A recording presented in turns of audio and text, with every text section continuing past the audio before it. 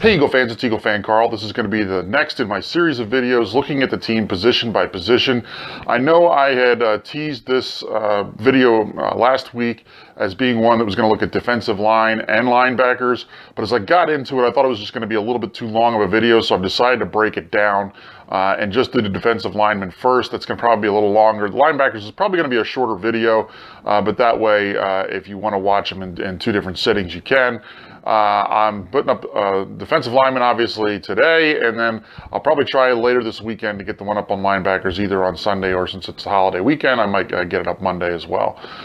So that's my plan for the videos for the defensive line and linebackers, and then next week I'll be doing the secondary to sort of close it out as we get ready for March and the opening of free agency. But this week, like I said, we're going to go ahead and take a look at the defensive line. So let's go ahead and start with the defensive line and the defensive ends. Start with one of the easier ones, and that's Brandon Graham. First of all, Brandon Graham is a relatively good deal in terms of his contract, and he played real well this past season, so he's pretty much a no-brainer to keep. He's going to cost you $7.5 million against the cap next year. He would cost $2 million if you went ahead and cut him. So you could save a little money, $5.5 million if you cut him, but really, how are you going to replace a defensive end like Brandon Graham for $5.5 million? So I think he's pretty much a no-brainer to go ahead and keep for next season. Like I said, he was probably our best defensive end all season. So there's really no reason why you'd want to go ahead and get rid of him. That brings us to the next no-brainer in terms of a decision to be made on the team, and that's Vinny Curry. And the reason that Vinny Curry is a no-brainer isn't necessarily because of his play, because frankly, he was a little underwhelming as a defensive end this year. Really, I think sort of came up small compared to what they were really hoping to get from him. He's clearly only a pass rush specialist. He's not that great against the run. But the reason why he's a no-brainer to keep is because he's going to cost you $9 million in terms of his contract next year, but he's going to cost you $15 million if you cut him. So he's actually one of these rare guys where he's in one of those negative situations, similar to what I was talking about Nelson Aguilar a few weeks ago. He's in sort of the same situation where he actually costs you more if you cut him versus just keeping him. So it's one of those that you're probably not be able to find someone that's going to be better than him anyway in terms of a free agency that would be cheap. So go ahead, keep him, take the hit on the cap this year, and maybe in a year or two when the cap hit would not be more than what he's actually going to cost you in a year, that's when you could potentially get rid of him. But he's still too young into that contract that he just signed in the last offseason. So for now, you're basically stuck with him for this coming season. That brings up another guy in terms of probably just because of the cap reasons. It's just better if you keep him, and that's Marcus Smith, who's obviously a first-round draft pick a few years ago, been a big disappointment, but he doesn't cost you that much. He's only a $2.5 million cap hit this season. It would be just under $1 million if you cut him, so you could save about $1.5 million if you went ahead and cut him, but it's not worth it, because the guy you'd have to sign to sort of take his spot is probably going to cost you that much anyway. So unless you know you're going to draft someone to take his spot, he's probably going to be on the team next year. And if they do cut him, he's probably not going to be cut until after the draft. So either after the draft, right? Maybe the beginning of summer, like around in June, or he'd be a cut during camp next year. But for now, I think that during the off-season portion of as we're talking about free agency, I don't see them moving on from him at this point. That brings us up to the next guy, which is Connor Barwin, which is a real interesting situation.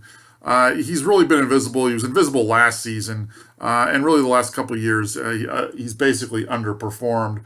But the reason he's interesting is because they could save us $7.75 million on the cap if they went ahead and cut him. So he's a guy that does bring you some savings if you moved on from him. And he was a guy that, they might approach about taking a pay cut to stay, which is a possibility. But frankly, I think it's probably time to move on from him. I don't think he really fits what they're trying to do. I think he was probably better suited for the 3-4. He was probably one of the few guys on the team that was. that could play the 3-4 in terms of the outside linebacker. He's really not a pure defensive end. Once again, he's not that great against the run. So he sort of is a liability to you there. And for those reasons, I just don't see why you'd go ahead and keep him, especially given the contract that he's got. So I would expect that Connor Barwin is a guy that they will move on from. And with that, we'll go ahead and move to the defensive tackles. And Fletcher Cox, obviously, is a guy who is a great player for us over the last few seasons. Started out great this season and then sort of dropped off a little bit. Some of that, I think, has to do with the injuries that came to Bennie Logan. Teams were double and triple teaming Fletcher Cox as a result. But really, his performance dropped off a little bit. But I think that was a lot of that is because people were focusing on him. That said, he's one of those guys that, since he's still relatively new into the contract extension that he signed last offseason, he is a negative number as far as a cap hit for the next 2 years, so that he'd actually cost you more to cut him than to keep him. So from that perspective, he's a no-brainer to keep. And frankly, even though he did drop off in his performance as the season went on, he still is a great defensive tackle. I think he's probably one of the best in the league, and as a result, he's a guy that obviously you're going to want to keep on the team. So for those reasons, Fletcher Cox is a guy that's going to be back next year, and I would fully expect that he'll be a great contributor in this coming season and for the next few years to come.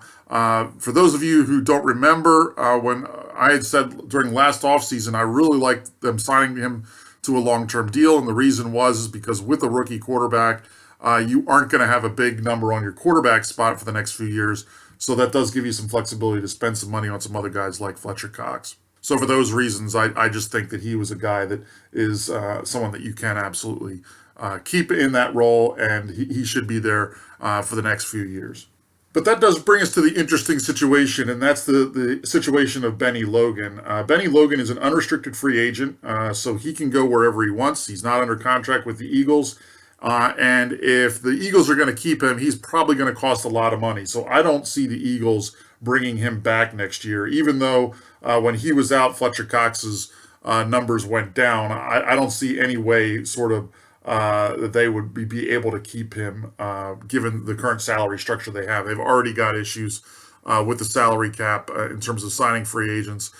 So if they were going to sign someone like Bennie Logan, basically what that means is you're not going to be bringing in any free agents at all. So it's either you're going to re-sign Bennie Logan or you're going to go after some free agents. You can't do both. And I would guess that they'll move on from Bennie Logan. And some of that's because of the guys that they have that could potentially fill in. And that brings us to Beau Allen, who is relatively cheap in terms of his cap number this year. He's going to cost you $705,000 against the cap this season. He's a minimal cap hit if you were to decide to cut him. So there's really no reason why you would want to get rid of Beau Allen. I think he's a serviceable guy as a defensive tackle. He's great in that rotation. So I think that he's someone that they will go ahead and bring back.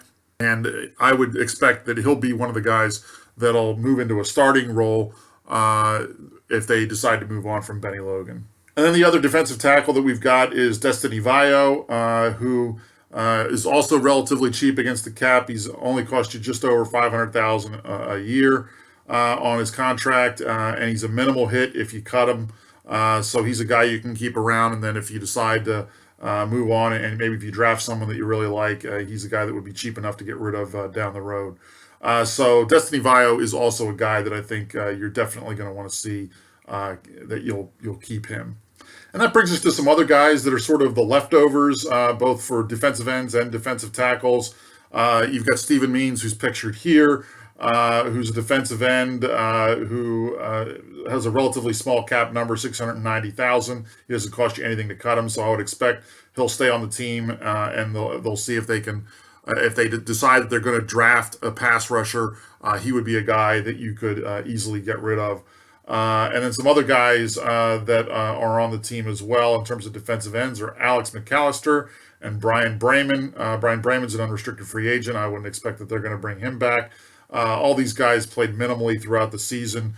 And then in terms of the defensive tackles, you've got Taylor Hart, who played at defensive tackle, but there are some suggestions that he may be moving to the offensive line to sort of fill in some depth there and sort of flip sides. So that's a possibility for him as well.